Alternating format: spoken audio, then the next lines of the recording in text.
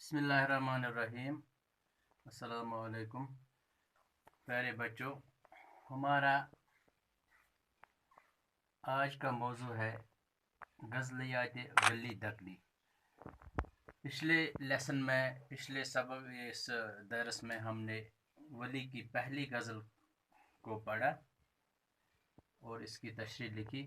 तो आज हम वली दकनी की दूसरी गज़ल पढ़ते हैं।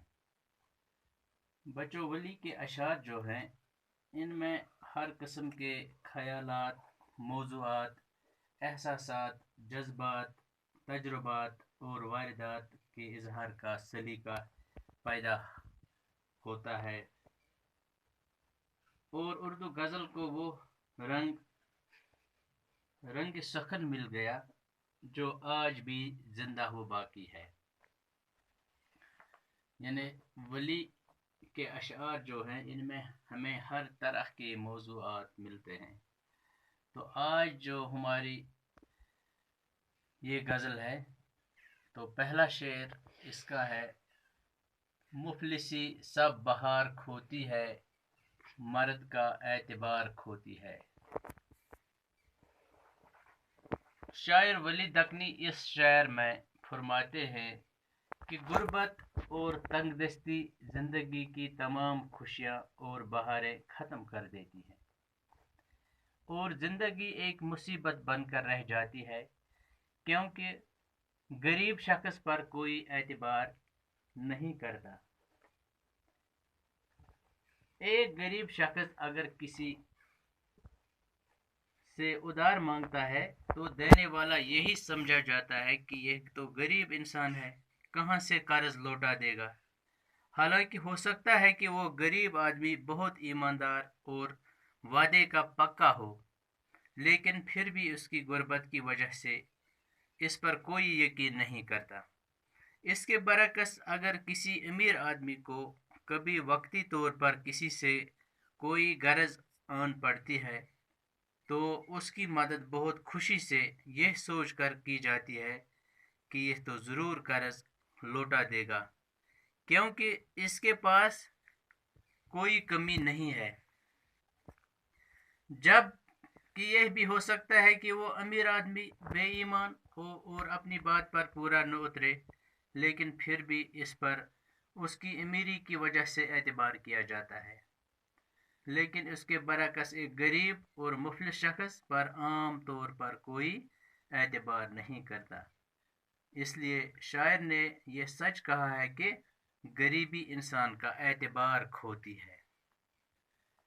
तो दूसरा शेर है, क्योंकि हासिल हो मुझको जमइयत, जुल्फ तेरी करार खोती है। जमइयत माने इत्मीनान, सुकून, जुल्फ बाल। शायर महबूब से मुखातिब होकर फरमाते हैं कि मुझे कैसे इत्मीनान और सुकून हासिल होगा, तुम्हारी जुल्फें तो मुझे बेचैन किए हुए हैं।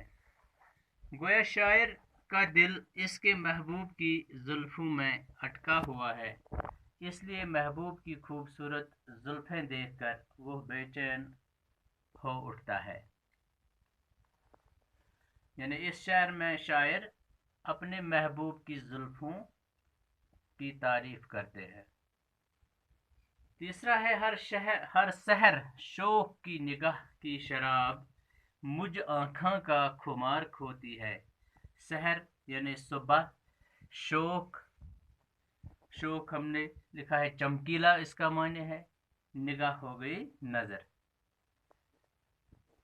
शायर फरमाते हैं कि हर सुबह नींद से जागते ही जब मेरी नज़र महबूब पर पड़ती है तो उसकी शराब सी बड़ी आंखें देखकर मेरी आंखों से नींद का खुमार ख़त्म हो जाता है और मैं पूरी तरह बेदार होकर महबूब की नशीली आंखों में खो जाता हूँ। शायर सुबह उठते ही अपने महबूब की आंखों का दीदार करता है और उसकी नशीली आंखों को देखकर उसके दिन का आगाज हो जाता है।